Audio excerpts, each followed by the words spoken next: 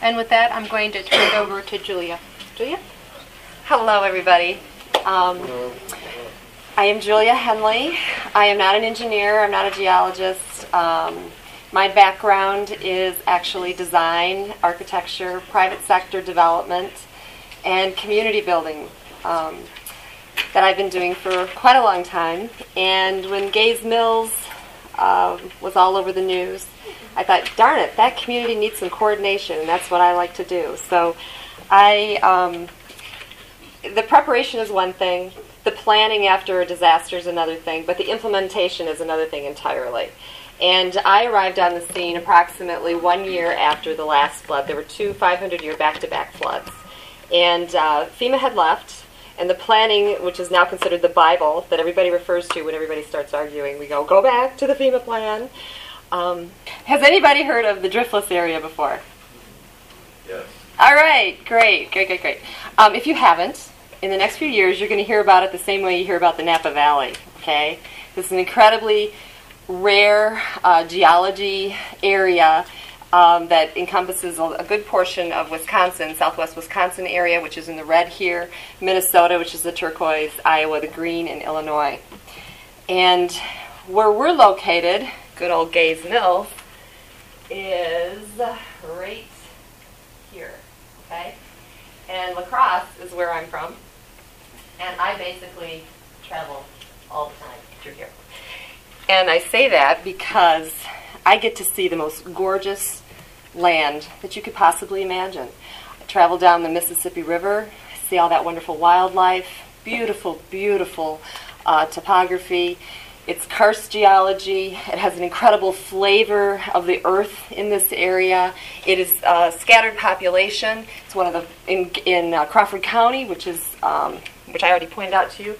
But here we have the Kickapoo River Valley. Kickapoo River is one of the crookedest rivers in the world. Kickapoo means he who goes here and goes there, which I kind of identify with at this point. And and it is also one of the poorest counties in the state. But what is special about this area is that if you go to France and you are lucky enough to go through the Roquefort caves where they go this wonderful cheese and everything, they've got a big map of Wisconsin, and particularly southwest Wisconsin, because it is such a special area, and cheese coming out of this area is #1 in the world. So we're on their map.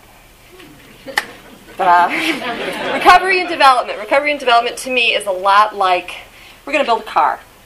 And all these different agencies are going to give us different things. Somebody's going to give us an engine. Somebody's going to give us a wheel. Most agencies will only give you a wheel and a half, so you've got to find somebody else to give you another wheel and a half. And then we have the local people. We have local resources and talent. We've got to assemble those parts into something that's actually going to move. And we also have to have a plan that we're building the same car, which everybody has a different idea what the best vehicle is. And then at the end of the day, we got to have the fuel to keep this thing going so it doesn't sit out in the back and just rust.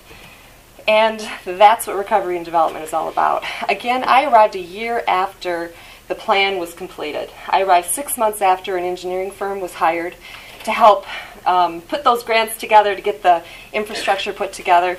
What we're looking at right here is Gaze Mills aerial shot. I didn't throw up after that flight, but I could have.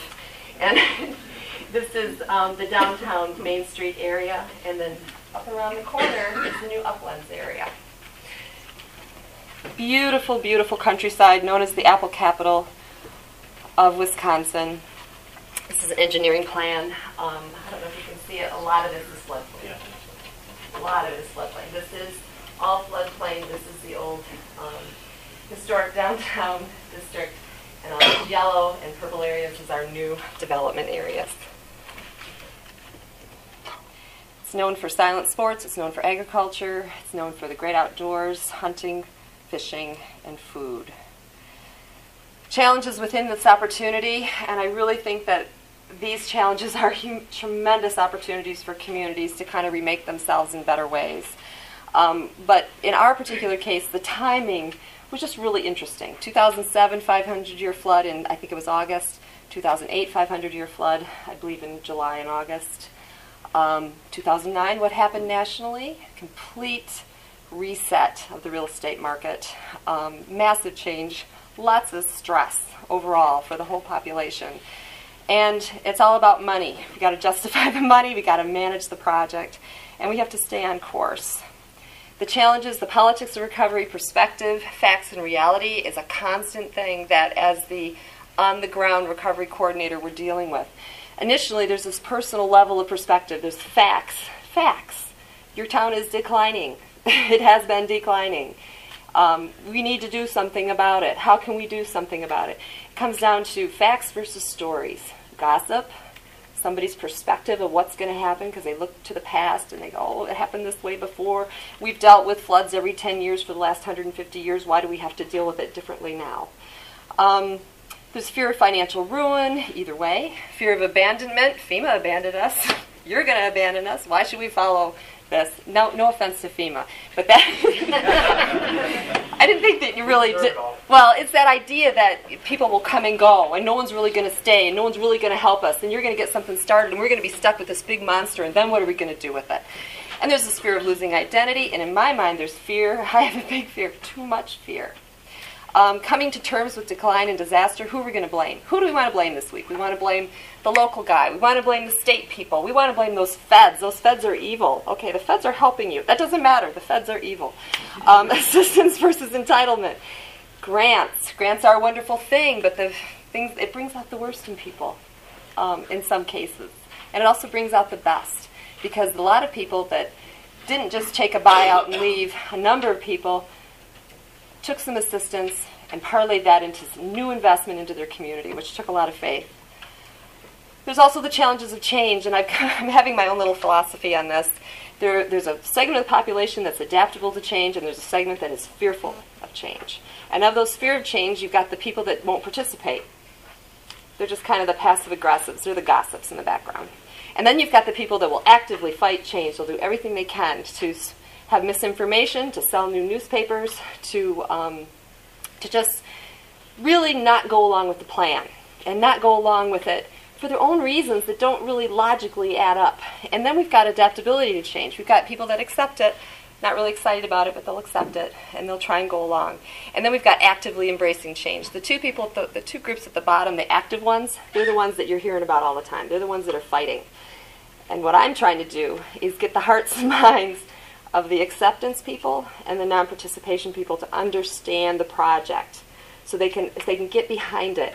So it doesn't just come down to two extremes at the bottom. It comes down to everybody getting involved in it. Obviously there's rules, there's grant requirements, which have been such an education coming from the private sector. Village priorities, ethical and practical focus. At the bottom line, we have to be practical and we have to be ethical about this to go forward. And the plan, what can give us the biggest bang for the buck? I am much more interested in helping a business that's willing to reinvest in the community and to reshape themselves and offer new services and create jobs than I am in a business that just wants to sell out, retire, and go to Florida. What can we do to lay the foundation for other development going forward? And what financial package can maximize those dollars that we've received? Because it's a tremendous obligation for a community to receive millions of dollars and not to do a really good job when you're building your new car.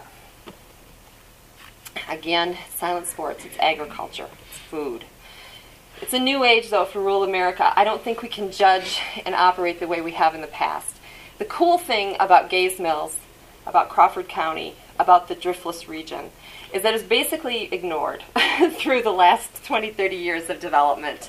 It hasn't been destroyed by lots of bad developing decisions. It's pristine. It's ready to go. But what did happen in this population, which is an interesting thing, in the 70s, and I thought that, you know, my little mind in the 70s was that all the hippies were in California. That's not true. There's a lot of hippies and back to the landers, now aging hippies, that moved to the Gaze Mills area. Back in the 50s, Gaze Mills was considered a metropolis. It was a huge community, lots and lots and lots of businesses.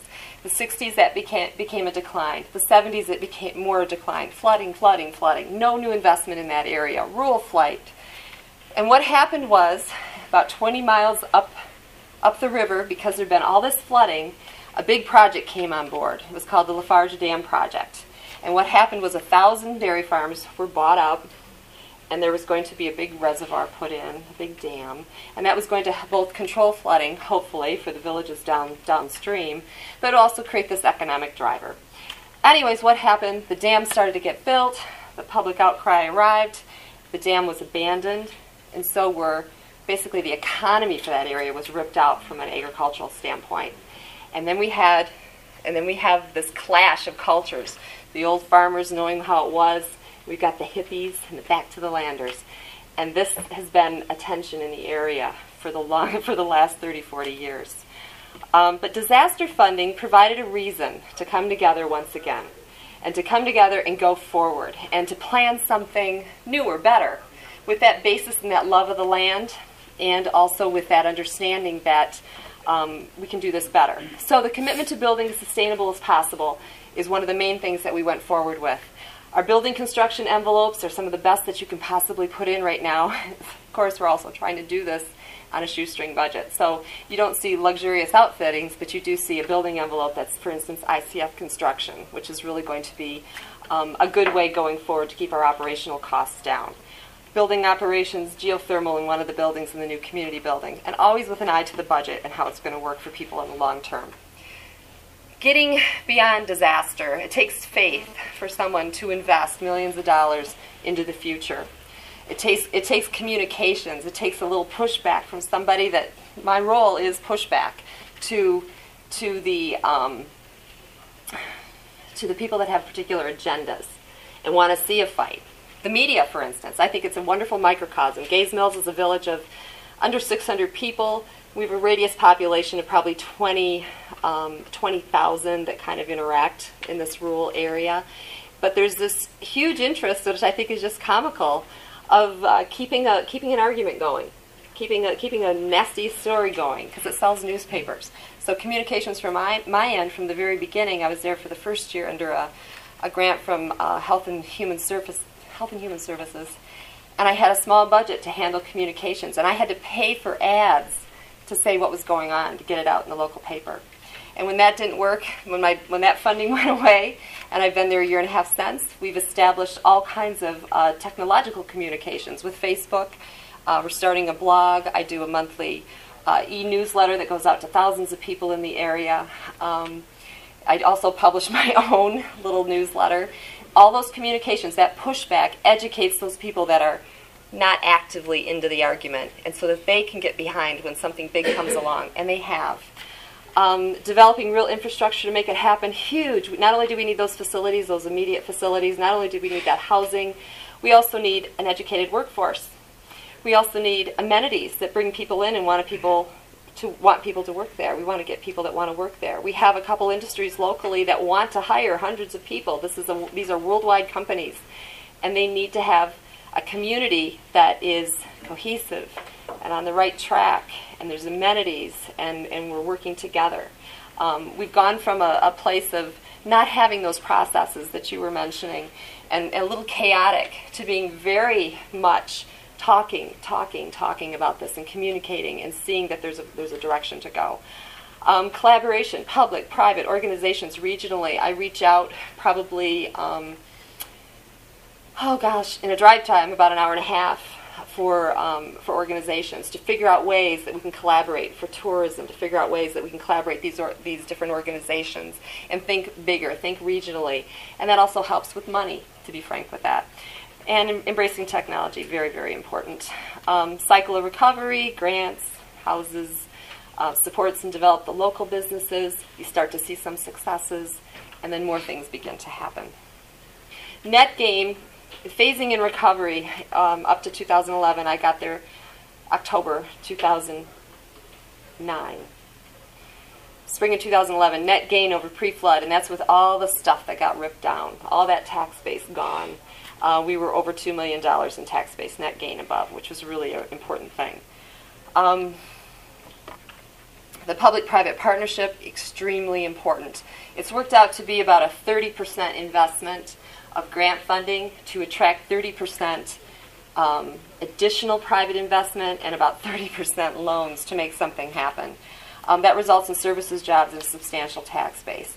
The other interesting thing in my mind, as far as that public-private partnership that has to happen, there has to be people that typically don't even work together considered themselves competitors all along. Like, for instance, we had 2 gas stations, convenience stores, and a small grocery store, and they were all just chewing at each other's bottom line all the time.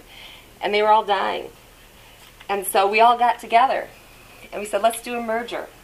Let's put us all together. Let's run the financials on you. Let's see if we can still provide a grocery store in this food desert area. Let's see if we can still provide a great gas station. And let's see if we can make your bottom line work. We did it. We can.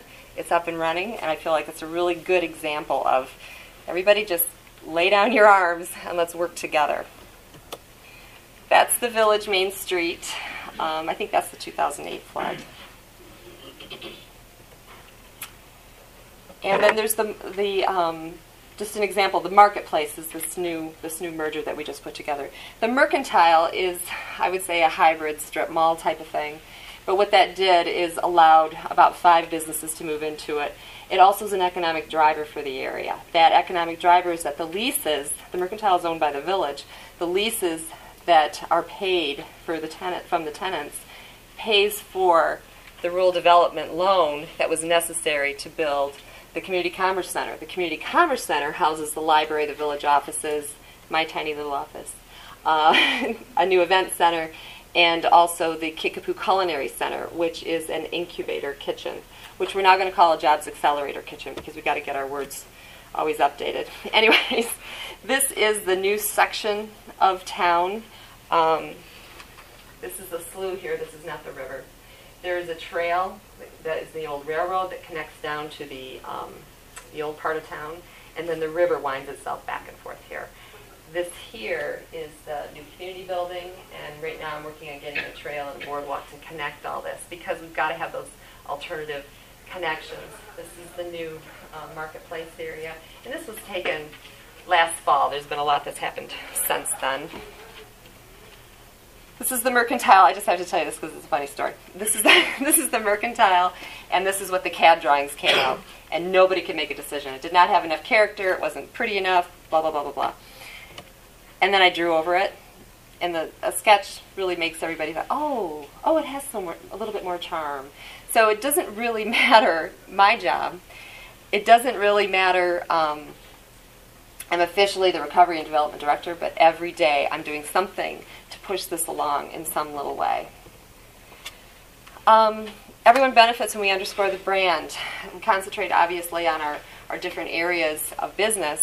We must have convenient services. We must have local jobs. We must have a healthy local economy and a tax base in a sustainable model. And we have to do things to share. Business project delivery process includes identifying a business that has some potential, getting connected with them just to come up with a concept that's a win-win for everybody involved, run the financials with them, develop the location costs, that's the construction, what we have to do to make it happen, update those financials, assist in finding funding, grants, investors, somebody to help make this happen. And then I got to get the village board on board, because the village board on board, just like the rest of the world, not everybody is thinking the same way. And some people are thinking a little bit perhaps a little more self-serving. Some people are more in those story versus facts, and they need to be convinced. And they also, the people need to be mobilized so that they show up to these meetings. And then you want to go kayaking because it's really stressful. But anyways, the 2011-2012 recovery funds seed new projects already. We're working on another $2.9 million in tax-based development for the area. Development that hasn't happened for many, many, many years. And this also attracts new investment. And I'm not even counting those numbers, but this new investment is probably another $3 million, at least that I can identify in the next 2 years. And that's investment in new agricultural commodity, which will result in a new product that'll be coming out in the next couple of years. Investment in new culinary tourism opportunities, new educational tourism opportunities, expansion of tourism services, and regional collaborative strategies. This is, again, last winter, this is the Mercantile and the Marketplace, and this is the back side of the Community Commerce Building, which houses all the services for the village. Off in the distance, you can see townhomes. We quickly built 15 units. We're building another 7 right now. Those 15 units were filled up immediately, and we had another 20 on the waiting list. people wanting to come back into town, people wanting to relocate there. The village districts, what's in a name? We've got the historic river district now. We don't call it the floodplain. Never again. We have the upland district, which is not that new awful Gays Mills. It's the upland district, so that's very, very important. We have trails, sidewalks, a bus route that we're all trying to connect, even a bus route that we are trying to connect from La Crosse down through the Kickapoo Valley, through Prairie du Chien. What's really important, what happened to those aging hippies? Let me tell you. Has anybody ever heard of Organic Valley? Organic Valley. Okay, you can go anywhere in the world and you can find organic products. Organic Valley is a leader and is located in that little community that I said the dam was abandoned. It's now almost $1 billion annual sales cooperative. Organics are big, really big in this whole region. That culinary tourism is really big in this area, and silent sports. So that's what we're focusing on. We are not focusing on being a flooding community. Build local capacity. I was really fascinated. I bought the book The River Walk last night. I don't know if anybody saw it. It's a really great book. And I was just fascinated by so many times someone would come in and they'd have an engineer would say, oh, you got to bury the river, or you got to put a tunnel in, or you got to do this, or you got to do that. And the local people would rise up and they would get together and they'd say, no, let's do something better. That is what is so important. That is what's so important. So collaborating with the existing organizations was a big thing, but also re-energizing people and letting them know that they could find a way to communicate and to make a difference and to pull together. So that has been a very important thing, even for the local economic development organization, which really was pretty sleepy for the last 10 years, is now more energized. This is one of the, back to the Landers, Kay, she's a wonderful gal. Thank you, contractors. Because of all the upheaval the last year, well, we were going through, let's see, there's been some changes in Wisconsin politics in the last year. There's been some changes at the national level, and we didn't always get those checks to pay our contractors on time.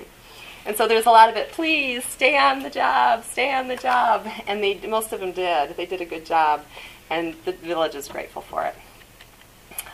Again, the local economic development organization is really mobilizing the public side of things. So there is a balance then between that and the local organizations. Communications, I touched on the media, big, big deal. And completed successful projects strengthens the case for more investment. So getting that car running. Now, Destination Driftless, we are not a disaster, we are not an abandoned dam project, and we are not dying rural America.